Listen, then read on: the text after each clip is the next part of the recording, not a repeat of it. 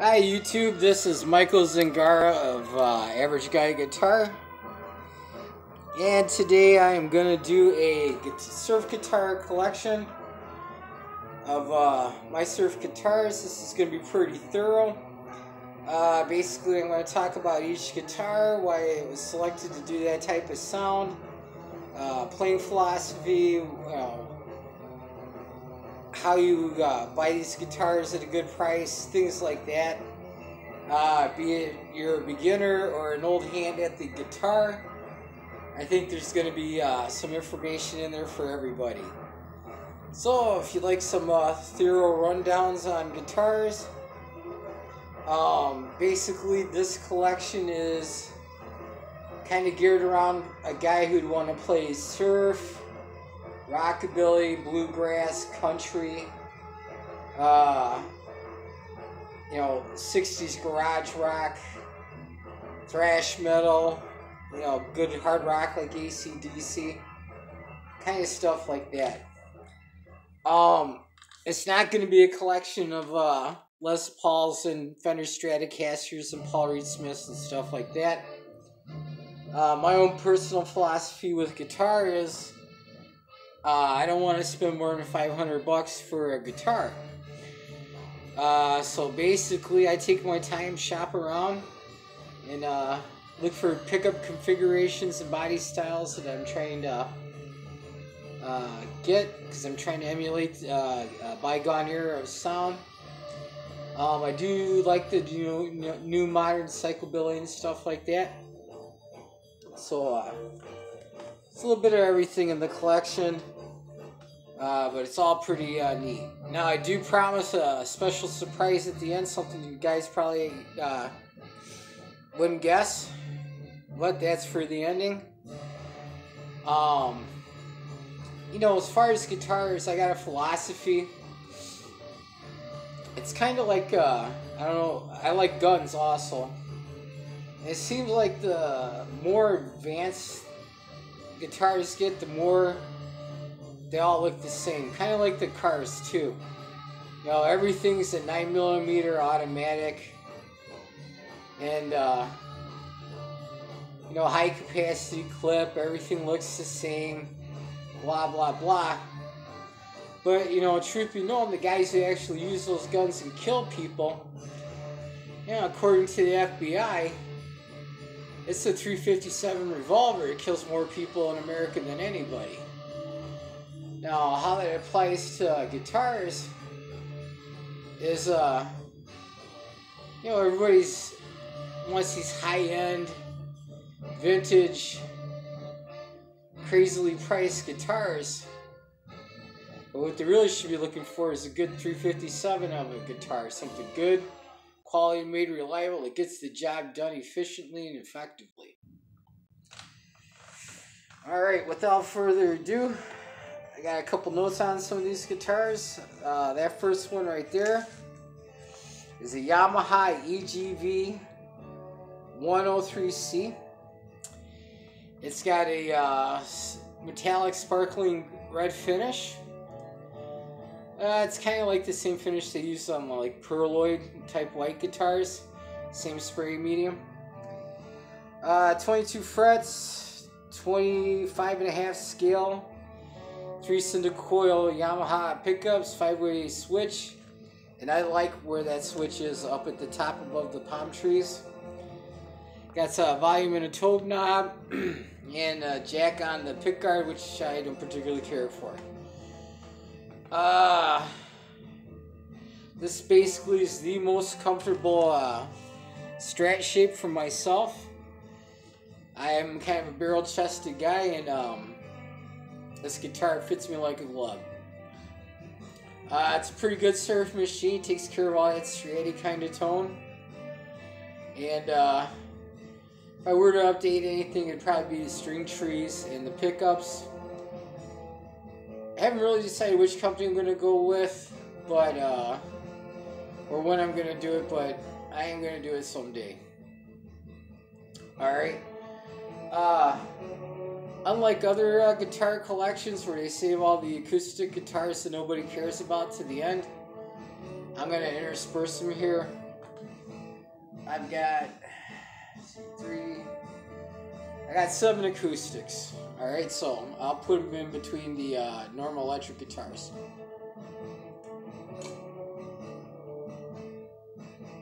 I love that riff in that song.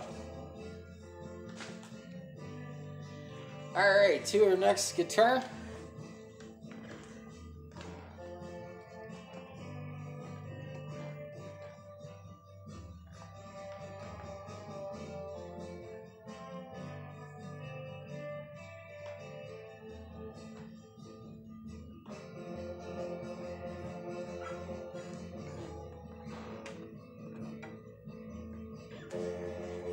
Alright, that is a Epiphone DR100. I believe it's DR. Let me check my notes to be sure.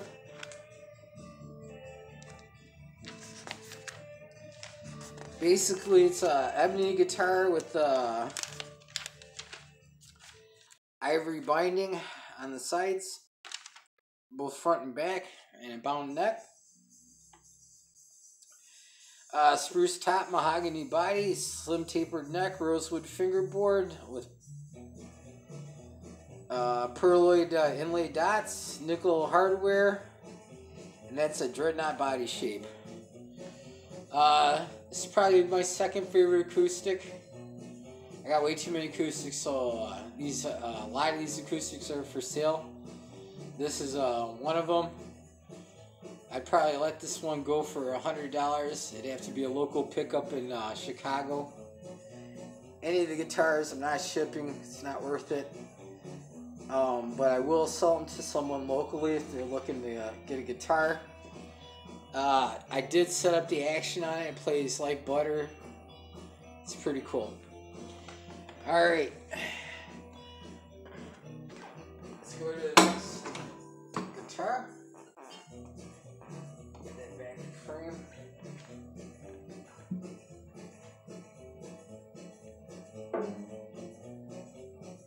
You know what?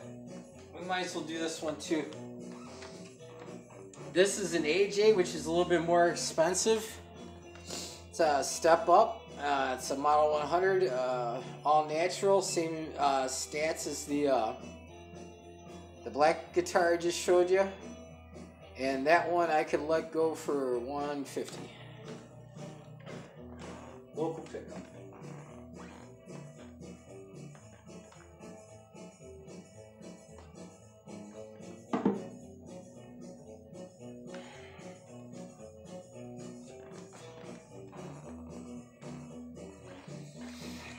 Alright, that is a Squier 25th anniversary Telecaster. Those decals are correct. I read in a forum trying to look up information on this guitar that they were advising someone to scratch that off. Be really goddamn careful what you hear in forums. Don't believe anything unless you've heard it 3 or 4 times. And then I'd research it some more. There's just a lot of guys who just don't know what the hell they're talking about. Alright, so this is a fat telly, basically. It's got a humbucker pickup at the neck position. Pretty decent humbucker. The single coil down at the bottom is really nice. Now, if you notice that bridge right there, for all you guys that are interested in tellies and don't know dick about them, that's the type of bridge you want right there. The 3-bolt ones do not stay in tune. Don't believe the hype. You find some older one of these guitars, they got those bolts all bent, trying to get it intonated. You see the 3 stacks where it's 1, 2, 3 high, and it goes back down 1, 2, 3. That's an intonated guitar. If you see anything else that's kind of different, that's goofy and wrong. This is a through the body guitar. They quote unquote say it helps sustain. It's highly unlikely to sustain. Excuse me. Dies at the bridge.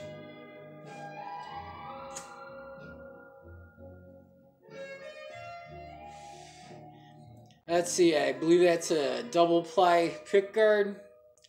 The paint job is the sparkle black, which is an unusual color. Unfortunately, I'm shooting this on a camera on my phone, so you're not going to pick it up. Nice pickup combination. I was surprised. You get some different tones with it. And it's nice. Basically, when a guy's buying a telly, he's playing on the back pickup most of the time to get that countrified telly sound. Great little rockabilly guitar.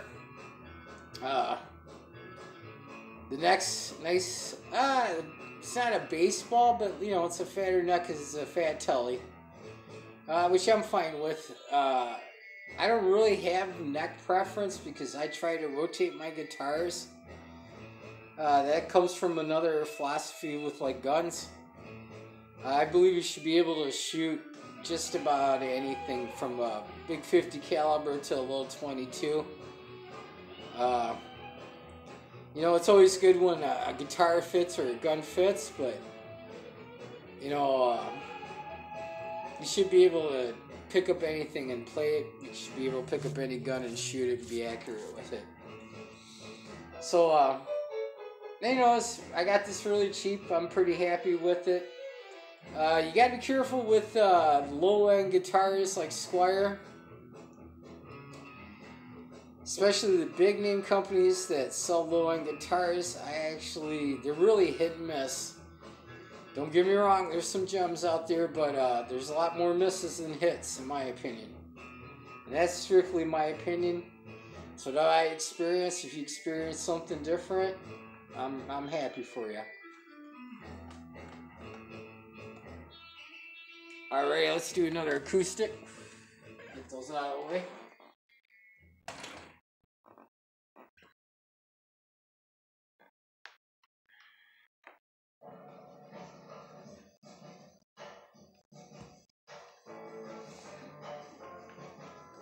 Okay, this is a hard one for me to talk about because I don't know much about it. It is a Samick LF 009-1. It's a parlor-sized guitar. I got no idea what kind of wood's in it. I assume it looks like walnut, but hell, I don't know. Cuts off at the 12th fret. Projects really well with that body. I know parlor guitars are all the rage right now. This one's for sale too. This bad boy I probably let go for 85 bucks. Alright, thanks. Let's go to the next guitar.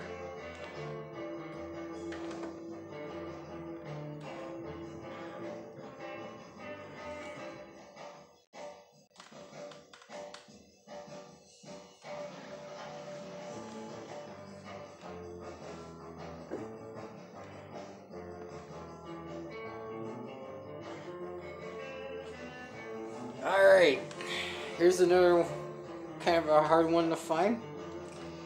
This is a PV Retrofire. I believe they made these around 2000 to 2004.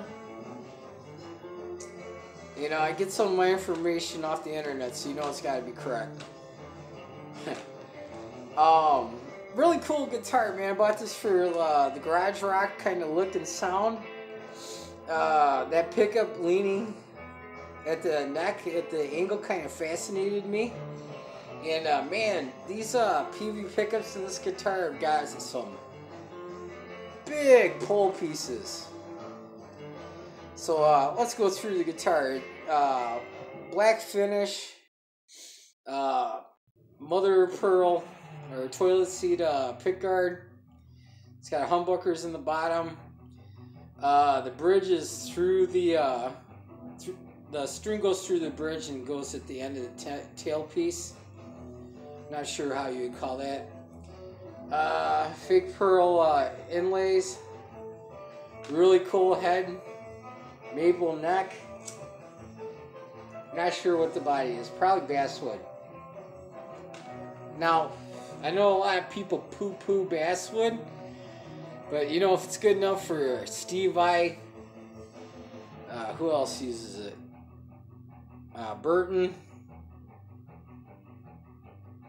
and Eddie Van Halen. It's good enough for me. The coolest thing about this guitar, besides its sound, is that German routing around the body. It's a very cool look. If I was to update this guitar, I would see if that humbucker can split. I'd split that. If not, I'd probably change the humbucker out for something that could. I'd put like one of those Jag-stain Fender-esque tremolo system on it, and a roller nut, and call it a day. So all in all, that's a pretty cool guitar. Let's get another one. Come on, Jim. There you go.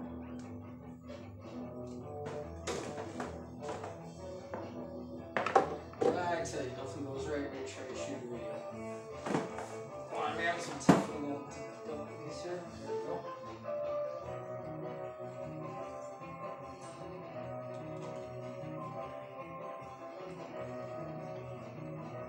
Alrighty, this is my newest Rockabilly acquisition here. Here, let me get that more in frame so you can see that beautiful headstock. There we go. Alright, that is a Hagstrom, which is a Swedish company. I believe PV owns them now. Hagstrom Tremar HJ500. That color, they describe it as red cream, but it's more of a peach to me. Yeah, so it's a peach paint job with the cream double binding. So, you know, it's got the black lines stylized around the binding. It's on both front and back. It's a white body jazz box with Canadian maple front, backs, and sides. Chrome hardware, 2 volume, 2 tones.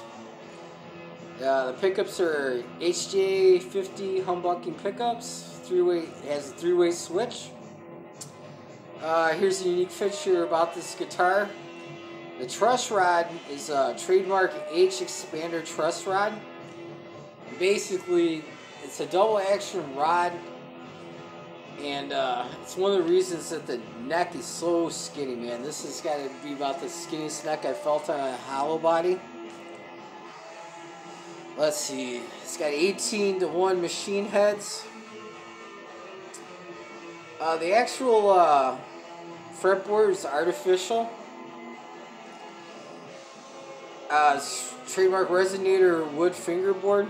So it's a composite fingerboard, which is good because it's not going to have issues like spitting out frets, no warpage.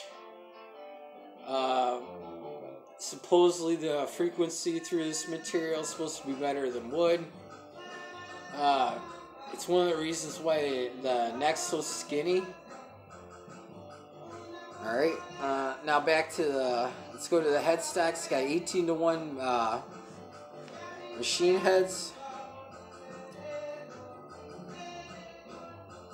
Basically, the headstock's got mother of pearl inlays as far as the cymbal, all around the edge of the headstock.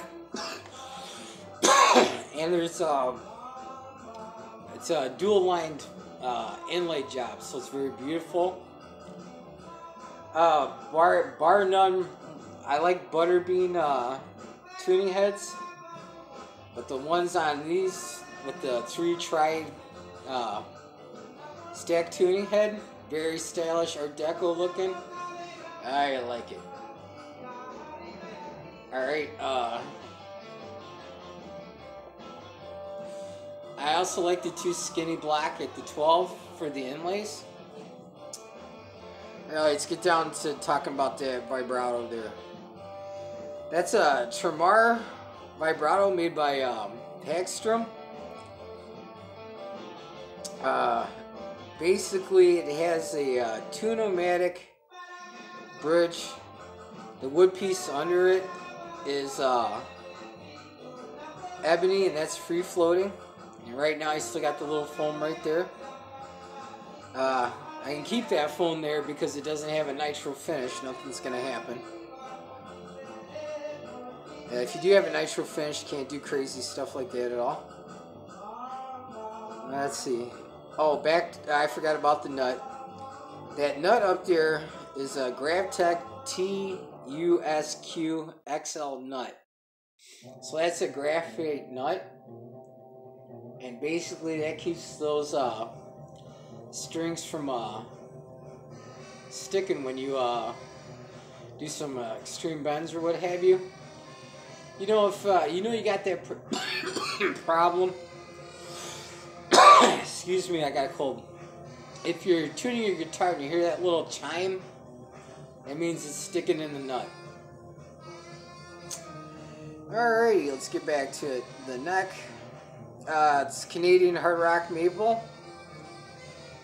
It's a 15:1 radius neck.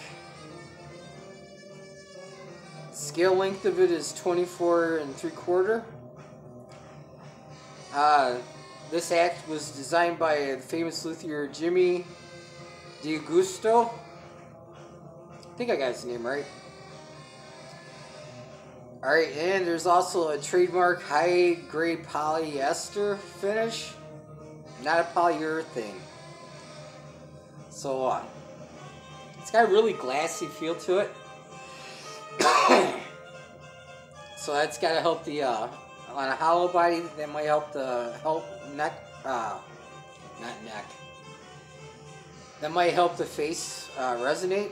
And the guitar clocks in at under 7 pounds. So, it's a really cool rockabilly guitar, man. Kind of standard thickness. I know a lot of guys like that orange Gretsch guitar, and I got nothing against Gretsch. I wouldn't mind owning a Brian Setzer Gretsch or Horton Heat Gretsch. But, man, I hate that ugly orange color. It's a damn shame that's the icon color. Damn, excuse me, I got a cold. Let me get a drink.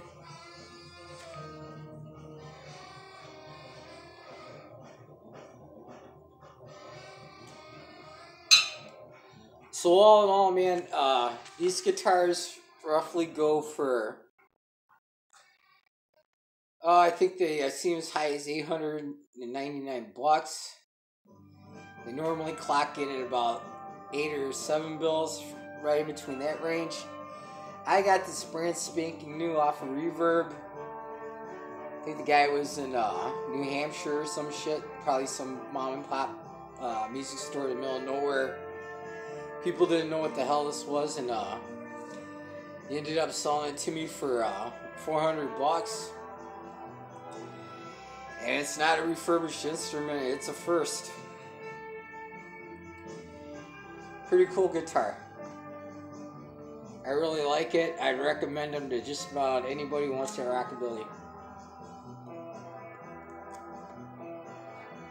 And don't get me wrong, man, it can handle, you know, jazz, blues, what have you.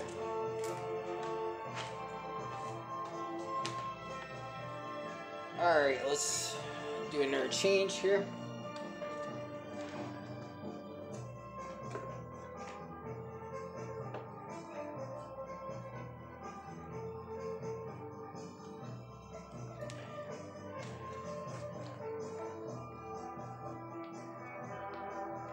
Alright, here's another one of those, something you don't see every day.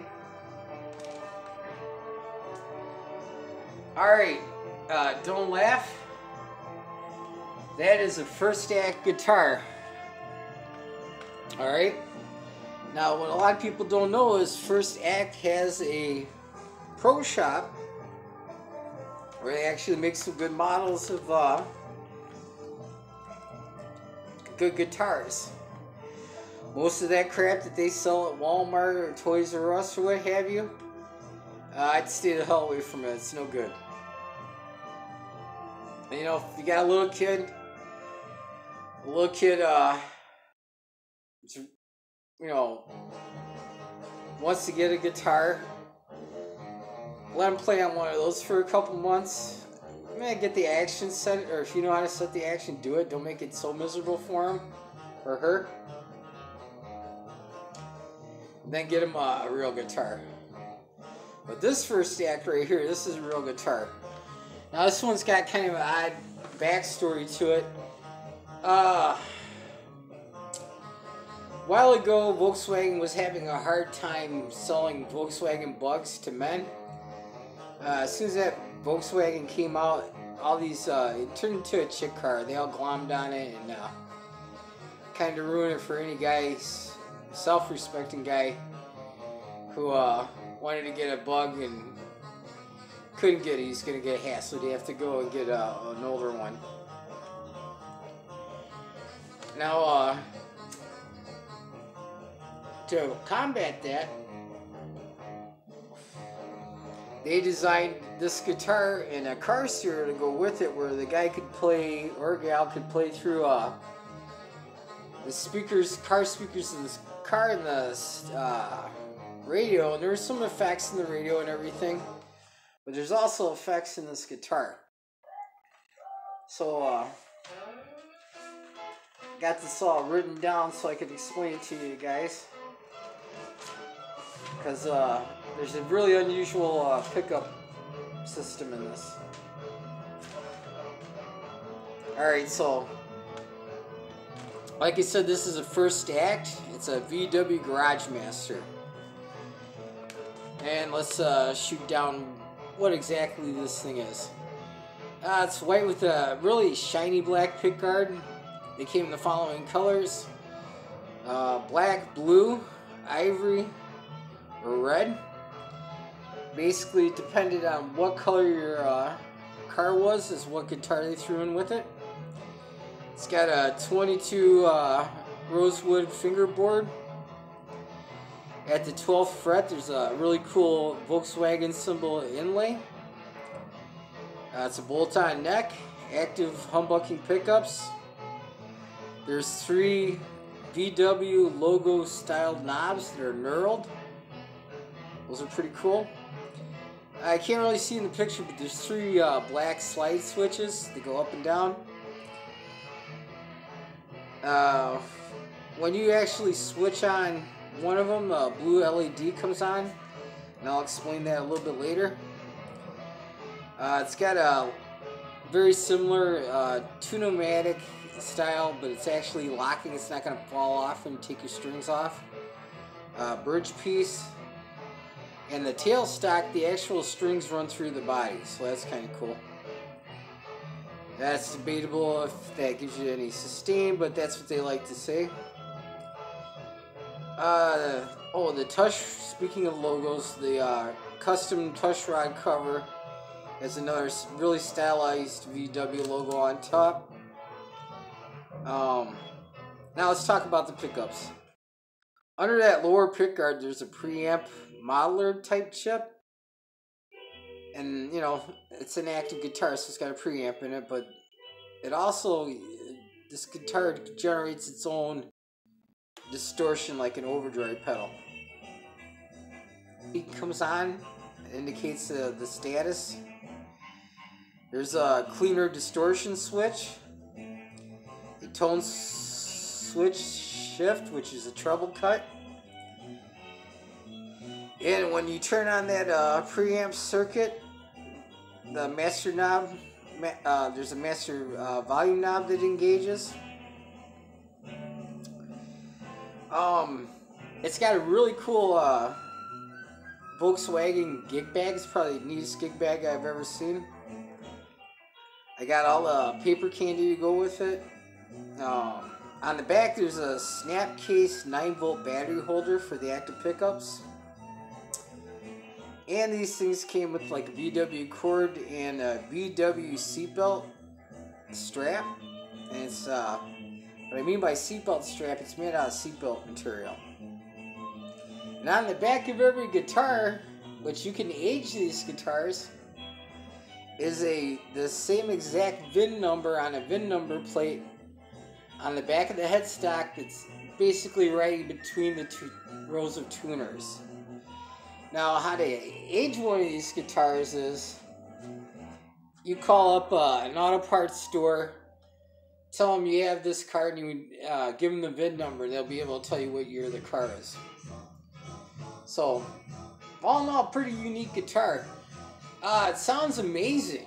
It really does. The whole reason I bought it was the weirdness of it and the high output pickups. I've had active pickups on a bass, but never a guitar.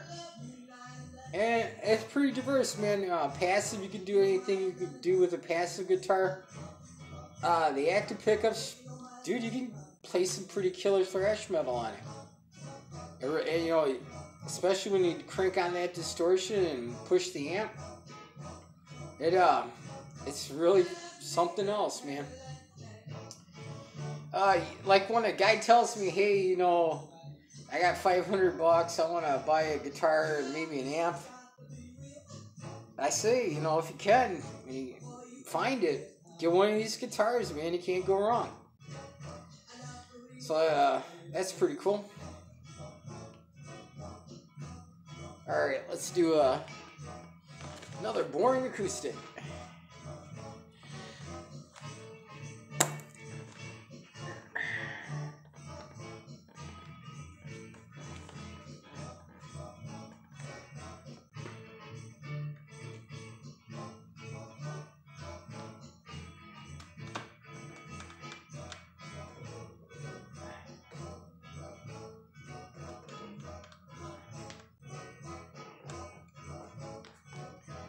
Okay, here's my most boring acoustic. Tonally, it's an Ibanez. Let me get the exact model number for you guys here. Ibanez V70 CEBK. Electroacoustic. So it's got online preamp and everything in it. It's not that great. Spruce top, mahogany sides. These guitars sell new for like $2 or whatever. Local pickup, I'd sell this sucker for $150. But really average guitar, you know. Not spectacular, not horrible. You know, it's gonna do the job, and nobody's gonna criticize it, nobody's gonna praise it. You know, it's just a middle of the line guitar there.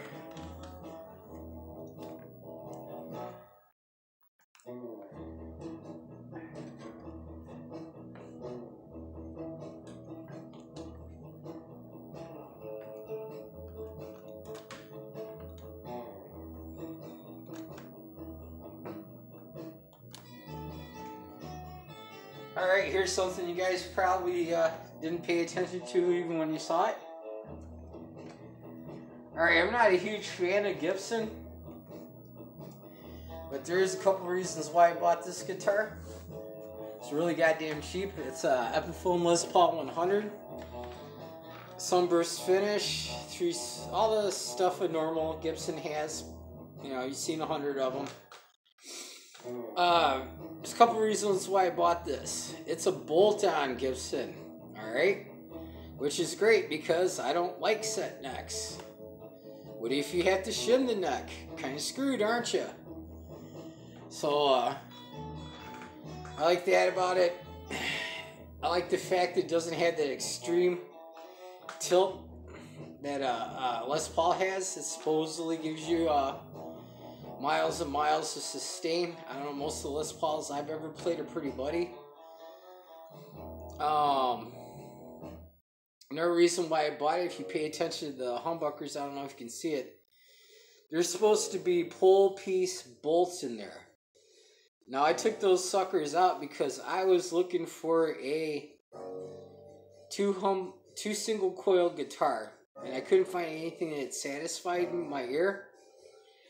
So basically, if you pull the bolts out of a humbucker like that, it turns into one fat, juicy, single coil guitar. So, you know, you got something like that. Experiment with it, man. You can just put the screw the bolts back in. Try it out. You got nothing to lose. So, you know, even this, I'd probably get rid of it for, shit, $2.25.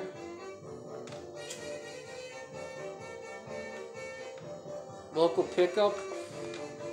And, you know, I still have the bolts if you want to put them back and make the humbuckers normal. I don't know why the hell you would. It sounds a lot better this way. But, cool enough guitar. It's probably the only Les Paul I ever owned. Or a copy or whatever, you know. I just don't really like the body shape. It's not that comfortable. Oh, it's all mahogany body, too.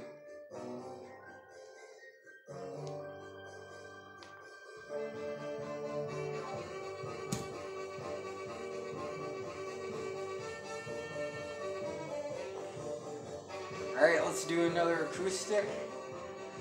And I believe there's one more after this. Alright, this one has a really nice back. Nice black binding. This is a Greg Bennett Samick. Couldn't get any information on this guitar. But I don't know what it's made out of. It's guessing roughly for models that look similar to it. It's a $300-400 guitar. Probably costs more new. I'm guessing they made this in the late 90s. You know, it's got a lot of nice features. You know, it's a little pearloid in the head pins. The action's decent. I'm going to raise both the nut and the action. That cutaway there, I'm going to make that into a really nice slide guitar. Play acoustic blues on. I like the big butterbean headstock. And I like the way the headstock, it's almost straight pull, not quite, for the strings, so less tuning issues.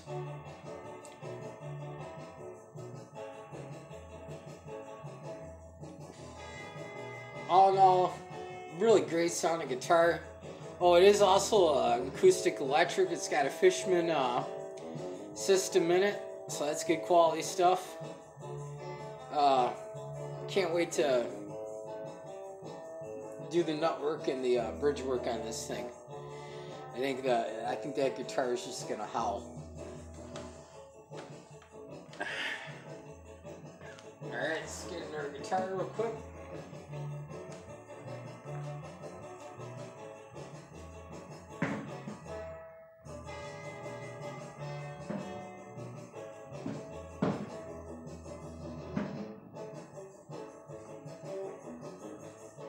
Alright, now I got a really stereotypical surf guitar coming up. Yeah, I know what you guys are thinking. That guy's fucking crazy. Believe it or not, this BC Rich right here is the most diverse guitar I've got.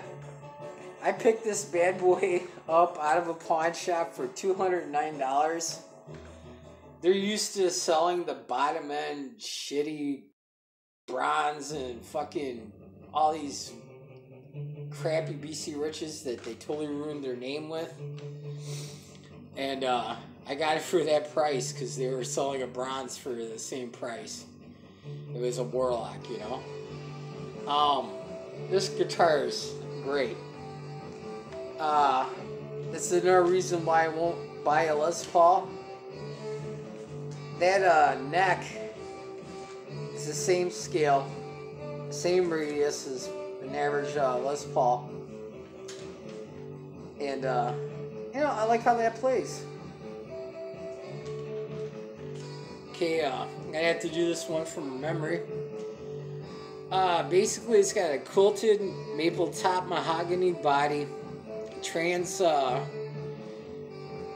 red finish, Floyd Rose locking tremolo system, the normal BC Rich tuning pegs up top. He has Seymour Duncan design pickups in it. What's really makes this guitar special is all those switches and knobs. We're gonna start with the switches first. First two are coil splits, not taps. Everyone says taps, but it's not a tap, it's a split. It takes well, here's what a tap is, because no one knows what the hell they're talking about. Even Gibson says this wrong. After as long as they've been around, I don't know why the fuck they do that. But basically, a tapped pickup is a pickup where they run the lead off 75% through the winding of the coil, and then at the end of it, they run another lead off of it. Alright? Bad idea when they did it. No one really does it. Sounds like shit. Alright? Coil split, on the other hand, you get one individual coil when you split the pickup. So it's like a really fat, juicy single coil. So you can do that to both. And then there's a out of phase switch. Now here's something else that people get confused all the time. Take a single coil, 3-coiled pickup guitar. That middle position is not out of phase. Out of phase has got it's basically how the what magnetic pole is facing and how the guitar is wired. So an average like Strat is not out of phase in the middle position, or the 2 position, or the 3 position, or whatever the hell people say. They're fucking wrong. All right, so basically jumbo frets, diamond inlays, real sweet headstock. I like it better than the Les Paul one. Let's see, what else is cool about this guitar? Let's see, 2-way switch to volume pots, a tone pot. I mean, 1 tone, 2 volumes. And, you know, basically with this guitar, man, oh, I forgot to talk about the baritone knob. That chicken head knob right down there, I think that's 5 or 6 positions. Acts as a baritone knob, which basically is kind of like a filter. You really notice it when you're playing chords, the textural tones, so boost the trebles and the mids and stuff like that. Take out bottom end, depends on what setting you got. But, you know, between the switches, the chicken head, rolling back tone, and putting knobs on 10, this guitar has got a world of sound. Man, if you're gonna buy a BC Rich Mockingbird, for God's sakes, get one with the knobs. It's an awesome experience, man. You can dig around and look for tones on this thing, half hour every day, and find something new about the damn guitar. It's just extraordinary. I'll never buy a Les Paul. I don't need one. I got one of these. Let's see. And basically, hell, these things are going for, I think I seen one for $5.99 and a couple of them for $6.99 on Reverb.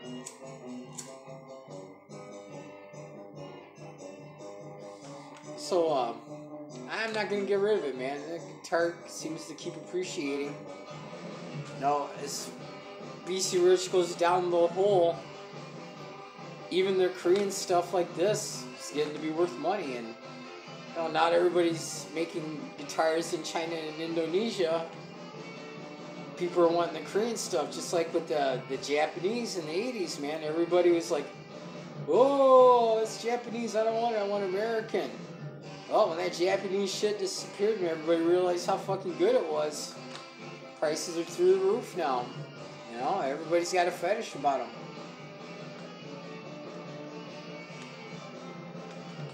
So that's a pretty cool guitar.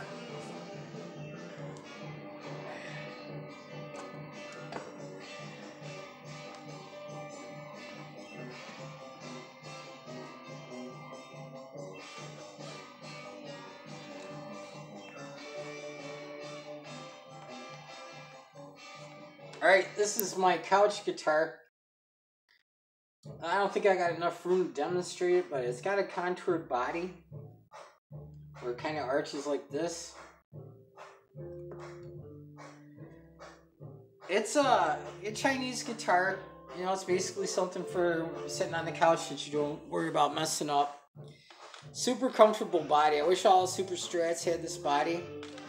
The actual plug is in the back, and there's a contour in the back for the strap nut too. The 5-way switch. No, that's a 3-way switch. And a tone and volume. It's got the bridge is through the body, and it's not gonna bite you. Nothing's sticking up. And really cool headstock, maple neck, rosewood fingerboard, kind of medium frets on there. Really fucking light, pretty awesome. With this one, I'd be willing to part with it too. I'd probably take $150 for it. And that's local pickup only, and it does have some nicks in the paint and stuff like that, but if you'll play it, you might, more than likely, you'll probably like it.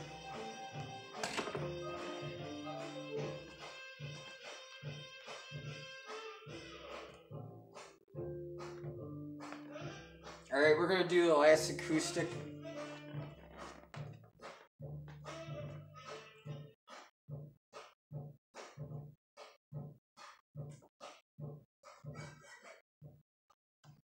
This is an Ovation copy. It's got a preamp on it. I found this guitar at a music store. And basically the tuning pegs didn't work on it at all, the machine heads.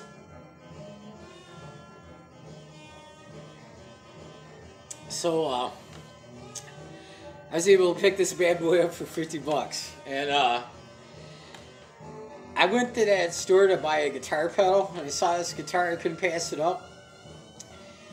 And basically when I came back the next day, the guy was like worried like I was going to beat his ass, but I told him I knew it was fucked up when I bought it. That's why it was so cheap. So he cooled off and gave me a good price on the pedal. But, set it up. The action's like butter. It's got good tone. It really broadcasts. Now, when it comes to like the rockabilly, now here's some philosophy. I don't know if everybody's going to agree with this. If you're playing traditional rockabilly and you're micing the guitar, or you're playing through an acoustic amp, for God's sakes, play through an acoustic amp. If you think your amp system sounds like shit on your guitar and you're playing it through a normal amp, well, that's why, because a normal guitar can't handle the frequencies that an acoustic guitar produces. So if you're going to play acoustic on stage, get an acoustic amp or mic the damn thing. Alright, so, what the hell was I saying? So, yeah, the action's super great. The preamp in it, it's fair. I got enough pedals and EQs I can mess around with it and make it sound good. But, man, this guitar plays, if you got an acoustic guitar and you're having a tough time with it, and your fingers are hurting or whatever, have them set it up to the point where it's like butter and you don't have to hurt your fingers. Man, if you're a beginner, that really affects you, man. You have a hard time playing an F chord or what have you. But, All in all, I'm so proud of myself with the $50 purchase of this guitar and how nice it is. I probably won't ever get rid of that one, and it's pretty much my main acoustic. So we are now done through the acoustics. Oh, back to the philosophy with the whole rockabilly sound. I like the cheaper guitars because when you're in the mix, to get back to my point before I meandered off of it, if you're in the mix and you're playing against a stand-up bass or a bass and the drum and stuff, guitar is a mid-range instrument. The electric hollow body's going to overpower you, so you better be up there on top with some jangly sounding acoustic rhythms, because usually you're strumming pretty damn quick anyways, so you better have some jangle in there if you want to get heard. Alright, enough about rockabilly theory.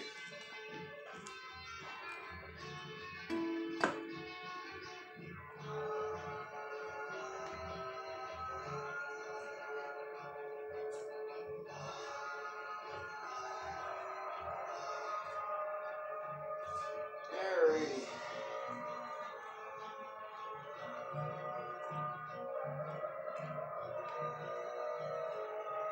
Okay, there's something you don't see every day. I'm gonna get angle up so you can see that. There you go. See the headstock. Alright, that is a 2009 EKO or Echo. I'm not sure how you pronounce that. 700. It's got a beautiful red sparkle finish that you just can't see on the camera. I mean, this fucking thing's the most sparkly guitar I've ever seen.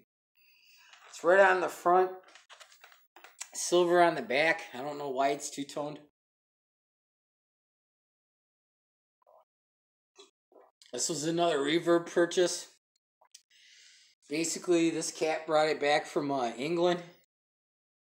I don't know why the hell he sold it. Maybe he don't play anymore or what have you.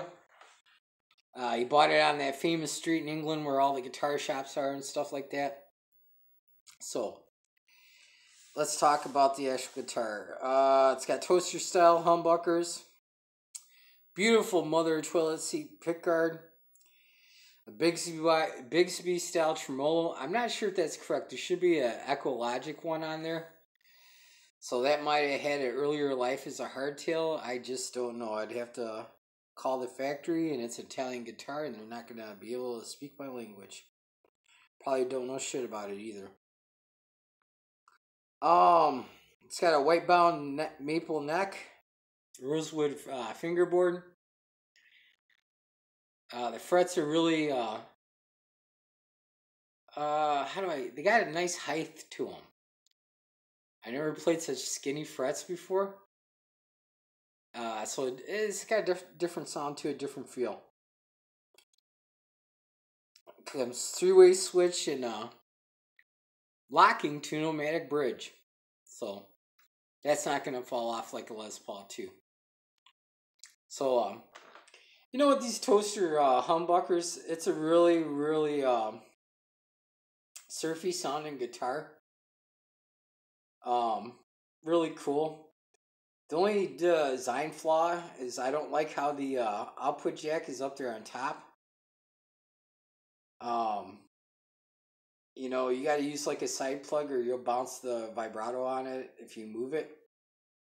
But when these came up, the output jack was actually on the bottom. And see that curve in the bottom right-hand corner? They had a little amp that hooked up to that. And, it was back in the 60s, so it probably sounded like a Gorilla amp. Probably really shitty. Be surprised if it was good. If someone knows how those sounds, comment in the comment box. I really would like to know. You could do a SoundCloud sample or something like that. Spectacular. But yeah, this guitar serves me well. It's comfortable shape. Believe it or not, it's kind of reminiscent of the old Japanese tulip guitars. But way cooler. Way fucking built better. When it comes to those guitars, if you got a good one, all power to you, but a lot of those things are junk.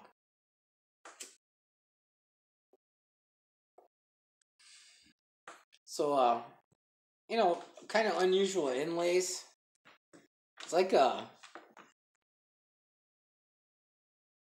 weird, just plain like white plastic. I don't know how to describe it. I've never seen it on another guitar. Beautiful headstock, very inventive, very stylish, very suave. It's almost a straight pull headstock, so no need for tuner trees there. They did it right. Really cool, man. I like the little Echo logo on the back or on the front. Nice truss rod plate. But yeah, dude, really cool guitar. And I didn't pay shit for it. I think I paid like $235 off of rebate, off of Reverb or something. And I'm going off my memory. I know it was under $3. And it just goes to show you.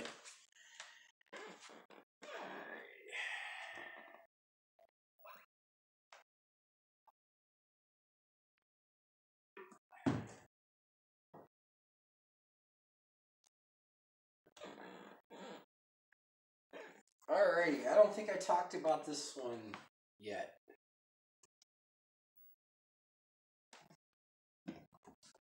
This right here is my main Rockabilly guitar. Super thin. As thin as a thin line. Look at the neck. I got the stats all written on this. This is a complex one. Ibanez, man, can really kill it when they want to. There ain't no doubt about it, man. Alright, this is a 2009 Ibanez Artcore AFS 75T-NWB. Did you get that? Neo-Western. Alright, back to the size. An average Ibanez AF series is 2 5/8 thick. This thing's a whole inch thinner. It's got a mahogany neck with white bindings, 24 3/4 scale neck, rosewood with abalone inlays, nickel hardware, Ibanez tremolo works just as good as a Bigsby. The pickups are ACH1 in the neck and ACH2 in the bridge. That's the arch top pickups. It's got a 2 pneumatic bridge with roller saddles. It's inlaid on both the front and the back, like I'm sure you saw. I like the butterbean tuning heads. I like the headstock. It's a weird series guitar by Ibanez. I seen them go as cheap as like $250 for a plain Jane black on black one. And some of those custom colors, like this one here, they get expensive. It's about $800 for some of them. I seen some assholes offer them for $1,000 for certain colors. So if you're doing the rockabilly thing, man, this is a good way to go. It's got good blues tones, handles the hard rock. You can do just about anything in it. So I don't know if I talked about that one before or not, so I'm going to keep that short. Just in case I did, I don't want to bore the hell out of you guys. As this fucking video is getting long. Like I said, it was going to be intricate and detailed discussion of and show and tell of this collection. Well, we're getting to the tail end. Alright, excuse me, I'm in the middle of a string change. I was going to do it last night, got lazy. Reason why I'm taking out all the strings is this thing needs a deep cleaning. So this is another Echo. This is an Echo Cadet 67. Now, if you're shopping for used guitars and you want to buy something and you want to change the pickups and change the bridge, change this, change that, blah, blah, blah. Oh, you're buying a money pit. And more times than not, the guy ain't going to like what you did anyways. So you're pretty much going to have to keep that guitar or lose money on it. What I like to do is buy the guitar from the guys who want to lose money on their guitars. I got this thing for two something, like 280, 290 maybe. I might be wrong on these prices, but they're all under. This was extraordinarily cheap. All right, let's shoot through the upgrades and what's special about the guitar. This one's a weird color. It's a smoke gray. I never seen one in gray. They usually come in tobacco burst or black. The upgrades were by Martin Moore of 357 Guitars of Greensville, South Carolina. He's done a lot of custom work for a bunch of a lot of country bands, but some blues guys too. The only band that I really liked out of the whole thing was Blackberry Smoke, and I guess he built some guitars for them. Alright, here's what's the upgrades. It's got a high ratio Grover tuners, 18:1. Crown the frets, tune the tremolo. I put the meter on them. They're not that damn high output. But here's the standard features. It's got a 0 fret. Now, why the fuck other companies don't do this, I just don't understand. If you got a 0 fret, when you do an open chord, it's going to sound like the rest of the notes and be more natural sounding. You're traditionally going to have a nice low action guitar. I guess they want to sell those $1,000, $2,000, $3,000, $4,000 guitars. They go and put a 0 fret on a $200, $300 guitar. It just doesn't make those other super expensive guitars as appealing. Now, just to prove that that's a really cool thing, those Venture model Mosrites all had 0 frets too. And by God, if we're talking about tone for that era, what those guys sell, 120 million records worldwide? I don't even think Steve Vai or whoever's done that. Especially back then before the internet and all this crazy stuff. Alright, let's hit the standard features. Let's see. It has a roller, like tone and volume, just like the Jazz Masters.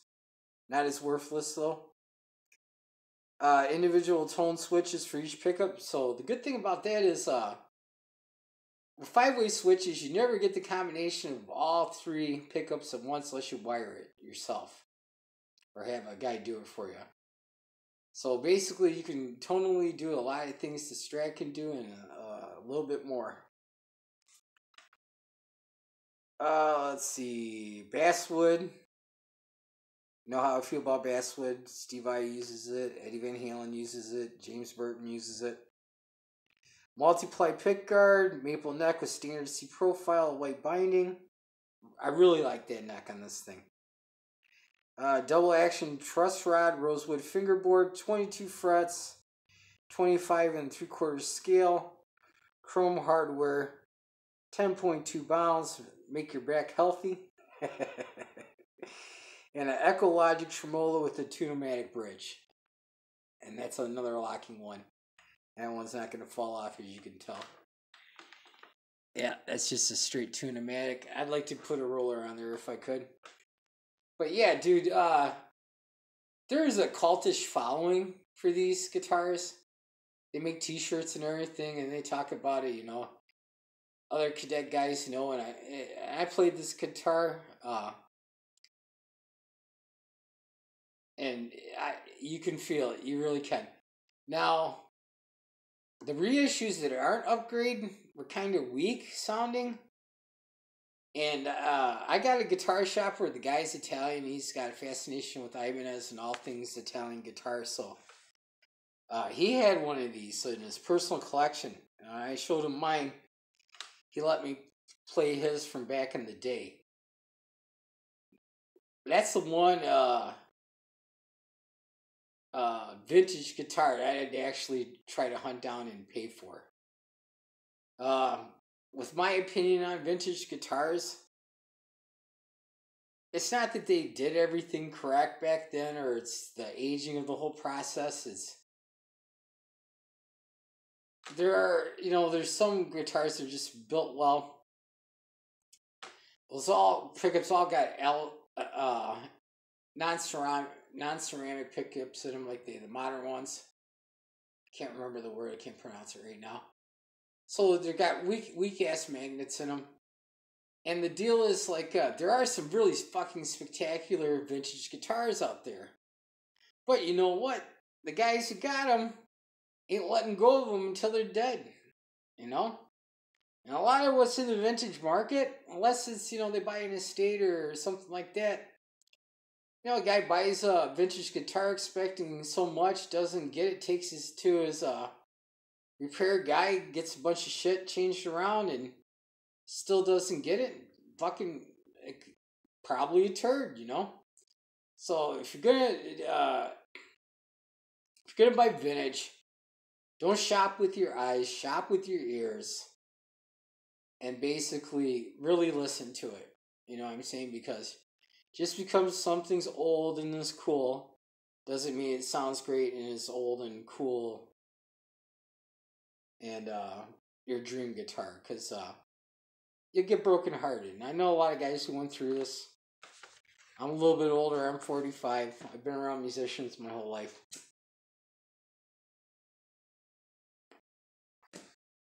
I've had a lot of bitter old men tell me the same thing I just told you guys. All right. Let me see what we got left.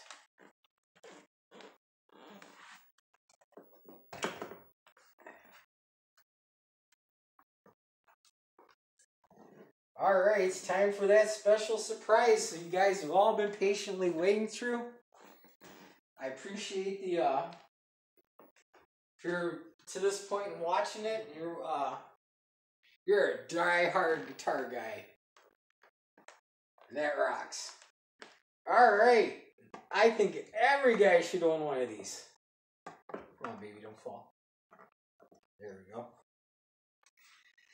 This is a PV Power Slide guitar. It's a hybrid instrument. It's basically,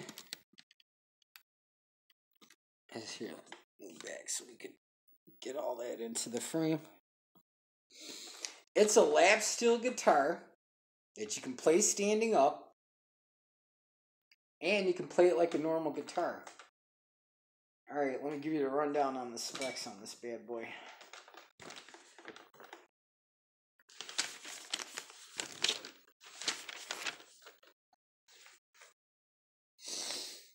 Alright, so like I said, it plays like a lap steel. Standard guitar, you can play it standing up. It has a unique 4-point suspension system. So there's 4 different little strap pegs on it. And it comes with a special Y strap. It's 6 strings, so you can do all different kinds of tuning on it. Those tuning heads are built like fucking tanks. It's totally ergonomically designed for playability. And what you can't see on the back of the neck is a groove cut out where you can put your thumb and you can play it like a normal slide guitar. It has a unique magnet-loaded variable coil pickup.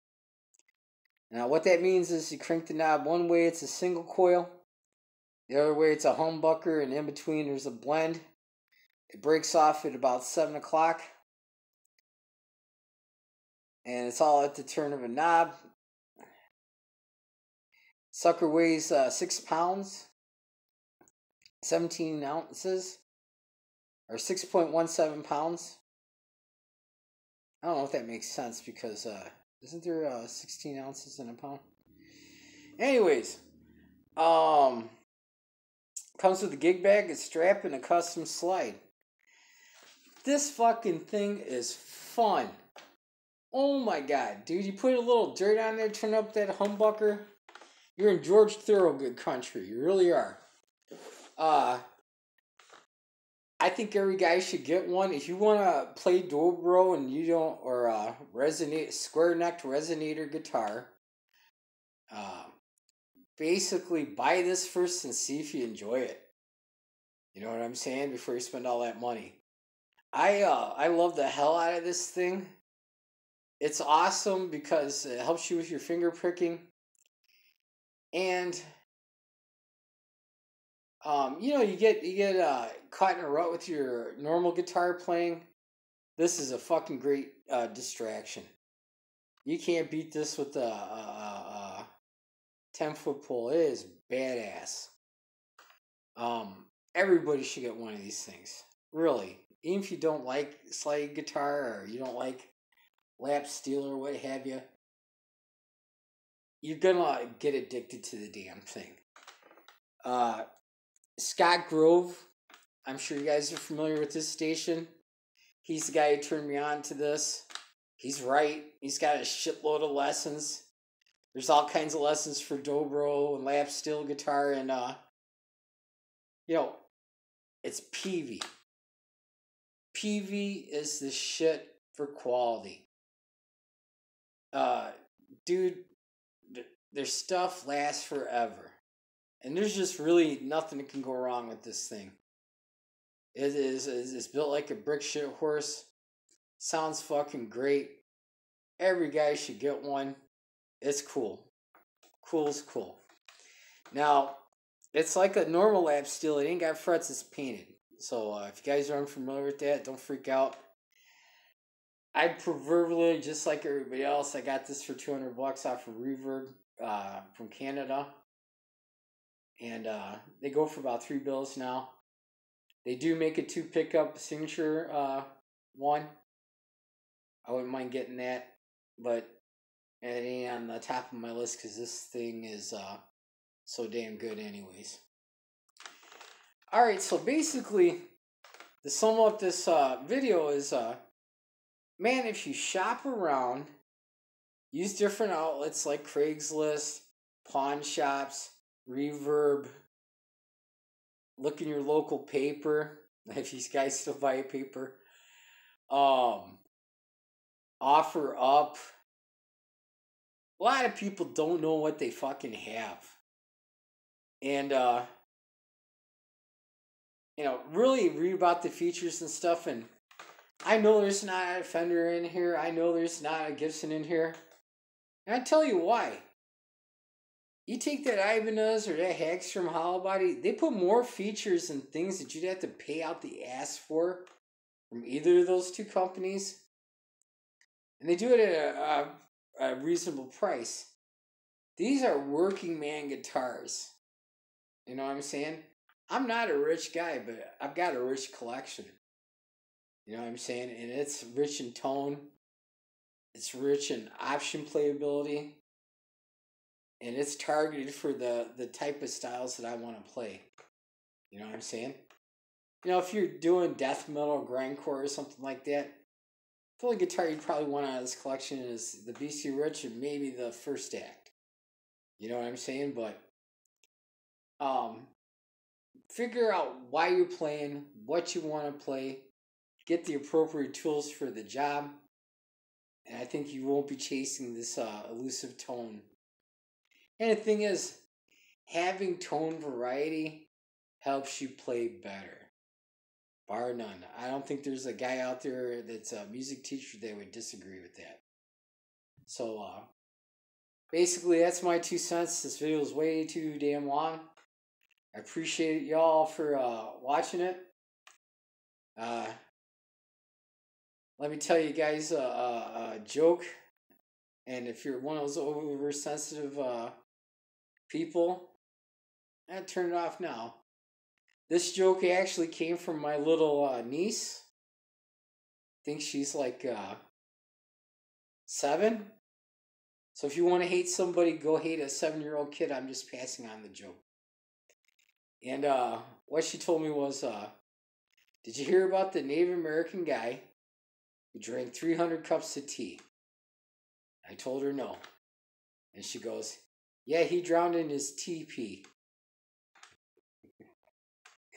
Kid humor, man. What are you gonna do? All right, rock on, good people. Uh, Thank you for watching. I look forward to seeing your collection. Hell, if you got 3 guitars and